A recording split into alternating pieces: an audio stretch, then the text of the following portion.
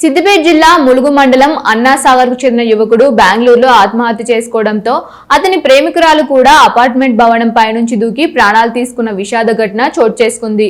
మృతుని తల్లిదండ్రులు, కుటుంబ సభ్యులు తెలిపిన వివరాల ప్రకారం ములుగు మండలం అన్నాసాగర్ కు చెందిన కుంట రఘుపతి రెడ్డి, జయమ్మ దంపతులకు 2 కుమారులు, 1 కుమార్తె ఉన్నారు. పెద్ద కుమారుడు చదువులు పూర్తి చేసుకుని సుమారు 13 ఏళ్ల క్రితం ఉద్యోగ అన్వేషణ కోసం కెనడాకు వెళ్లాడు.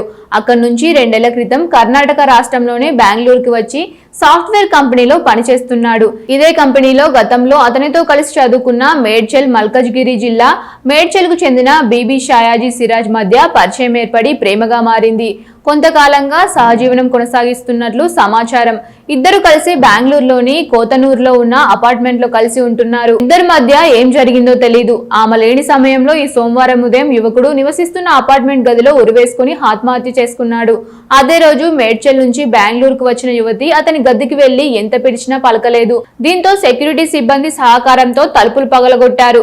లోపలికి వెళ్లి చూడగానే భానుచందర్ రెడ్డి ఉరివేసుకుని ఆత్మహత్య చేసుకున్నాడు. వీరు వెళ్లి చూసేసరికి అతను మృతి చెంది ఉన్నాడు.